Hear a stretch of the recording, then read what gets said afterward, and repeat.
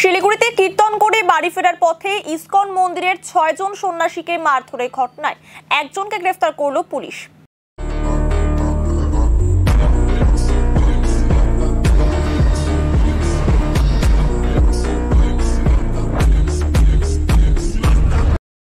গত ২৮ আগস্ট গভীর রাতে জন্মাষ্টমী উপলক্ষে কীর্তন করে বাইকে করে বাড়ি ফিরছিলেন ইসকন মন্দিরের ৬ সন্ন্যাসী গোবিন্দ রায়, পরিতোষ রায়, মিঠু রায়, জয় বর্মন, শুভজিৎ বর্মন এবং সমর বর্মন। অভিযোগ, সমরনগর বটতলা এলাকার পাশে নেশাগ্রস্ত অবস্থায় দুই যুবক রঞ্জন চক্রবর্তী এবং ছোটন চক্রবর্তী সন্ন্যাসীদের দাঁড় করিয়ে গালিগালাজ করে। এর প্রতিবাদ করলে সন্ন্যাসীদের মারধর শুরু করে তারা। ঘটনায় পরিতোষ রায় গুরুতর জখম হন। অভিযোগ, দুই যুবক সন্ন্যাসীর মোবাইল ফোনও ভেঙে দেয়। ঘটনার পর অভিযুক্তদের বিরুদ্ধে রাতেই প্রধাননগর থানায় অভিযোগ দায়ের করা হয়। অভিযোগের ২ ঘন্টার মধ্যে পুলিশ রঞ্জন চক্রবর্তীকে গ্রেফতার করে, যদিও পালিয়ে যায় ছোটন চক্রবর্তী। এই ঘটনার পর ইসকন মন্দির কমিটি প্রধাননগর থানার আইসির সঙ্গে দেখা করে অভিযুক্তদের বিরুদ্ধে কড়া শাস্তির দাবি জানান। পুলিশ সূত্রে খবর, অভিযুক্ত দুই যুবক সম্পর্কে ভাই। অভিযুক্ত রঞ্জন চক্রবর্তীকে আদালতে পেশ করা হয়। আরেক অভিযুক্তের খোঁজে তল্লাশি চালাচ্ছে পুলিশ। এই বিষয়ে শিলিগুড়ি ইসকন মন্দিরের জনসংযোগ আধিকারিক নামকৃষ্ণ দাস বলেন, গত পরশু রাতে আমাদের কিছু ভক্ত যারা গৃহে থাকে তারা অনুষ্ঠান করে বাড়ি ফিরছিল। ওদের বাড়ি হচ্ছে সমরনগর বটতলাতে। ওরা যখন বাড়ি ফিরে রাত ১০টা সাড়ে ১০টার দিকে, এখানে অনুষ্ঠান ছিল, অনুষ্ঠান করে বাড়ি ফিরছিল। সে সময় ওখানে কিছু ব্র্যান্ডেড মাতাল আছে। ওরা ওদেরকে প্রথমে বাইকে আটকায়, একজনকেই, মানে একটা বাইকে ২ জন ছিল। তো ওরা আটকিয়ে গালাগালি করে এবং সাথে সাথে বাইকের চাবি নেয়, মোবাইল ভেঙে দেয়। ওরা অ্যাকশন মোডে ছিল। ওরা যখন জিজ্ঞেস করে কি হয়েছে, কেন এরকম করছে না, ওদের কোনো কথা নেই। ওরা সাথে সাথে ওদেরকে মারা শুরু করে দেয়। ওদের একটাই অপরাধ, ওরা সাধু হয়েছে কেন রাত্রেবেলা যাচ্ছে। আর ওরা এতটাই লোডেড ছিল, ওরা ওখানকার রেগুলার লোককেও টর্চার করে, কালকে সেদিন পুলিশকেও টর্চার করার চেষ্টা করছিল। মানে আমরা থানায় জানতে পারলাম। তো আমরা গতকালকে রাত্রেবেলা আমাদের ইসকন মন্দিরে, যেহেতু ওরা ভক্ত, ওরা গৃহে থাকে, গৃহে থেকে পালন করে, প্রতি রবিবার করে আসে এবং বিশেষ অকেশনগুলোতে ওরা মন্দিরে এসে সেবা করেন। তো তাদের সুরক্ষাটা আমাদের কাছে অনেক বড়। আমরা শুধু তাদের সুরক্ষা নয়, সমস্ত শিলিগুড়িবাসীর সুরক্ষা আমরা চাই। একটা শ্রেণীর লোক টর্চার করে যাবে, এটা তো হয় না। তো আমরা প্রধাননগর থানাতে গিয়েছিলাম। প্রধাননগর থানা অভিযোগ পাওয়ার পরে অ্যাকশন নিয়ে একজনকে গ্রেপ্তার করেছে। তার নাম হলো রঞ্জন চক্রবর্তী।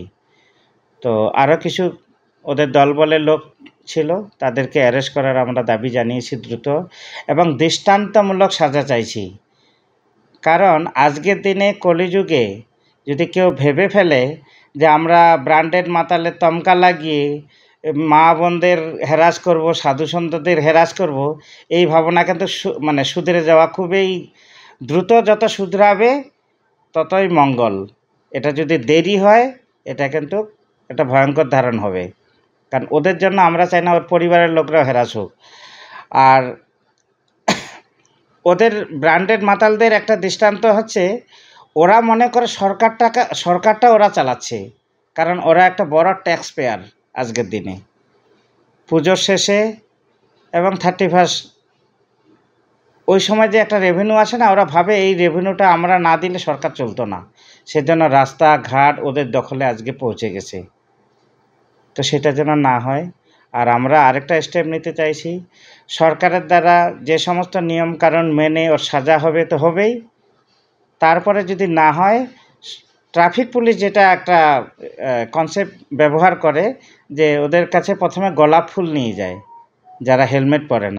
আমরাও ভাবছি ওকে গোলাপ ফুল আর একটু মলম নিয়ে যাব, কারণ সাধুদের আঘাত করতে গিয়েও তো ওদের হাতে ব্যথা লেগেছে। কিন্তু এই হাত আমরা যেদিন থেকে মলম লাগাবো, সেটা ভয়ে হোক লজ্জায় হোক, ওই হাত কিন্তু আর পরবর্তী পর্যায়ে প্রণাম আর সাধুদের প্রণাম, মায়েদের প্রণাম ছাড়া অন্য কোনো কাজে ব্যবহার করতে পারবে না, সেটা ভয়ে হোক আর লজ্জায় হোক। ওরা যদি ভেবে ফেলে সাধু সন্তরা মা বোনেরা শুধু মার খাবে, এ ব্র্যান্ডেড মাতালদের হাতে শিরতাহানি হবে, এটা কিন্তু আমি অনুরোধ করব ওরা সবাই যেন নিজেরা প্রতিরোধ করে। কারণ এই ধারণাটা ভুল, এটা কলিযুগ, তাই না? অন্যদিকে অভিযোগকারী সন্ন্যাসী মিঠু রায় ফোনে জানান, ঘটনা যেটা হয়েছিল এটা 28 তারিখ বুধবার ছিল। তো আমরা রাত্রিবেলা 10টা 10:30 নাগাদ বোতল কোম্পানিতে একটা প্রোগ্রাম করে বাড়ি ফিরছিলাম। আমাদের ওটা একটা ভক্তি পরীক্ষার সম্মেলন ছিল জন্মাষ্টমী উপলক্ষে।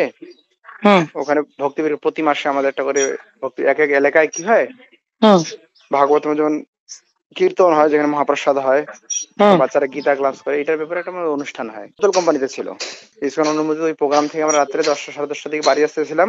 তো সমরনগর পেরিয়ে যে বটতলা জায়গা ছিল, এই বটতলায় এই রঞ্জন চক্রবর্তী নামে এক ছেলে দুষ্কৃতী, সে আমাদের প্রথমে আমার মোটরসাইকেল, আমরা 3 জন ছিলাম, পরবর্তী মোটরসাইকেল আর 3 জন ভক্ত ছিল, 6 জন টোটাল। তা আমাদের বাইকটা রীতিমতো আটকিয়ে গাড়ি থেকে চাবি খুলে দেয়, নিয়ে দাদাগিরি।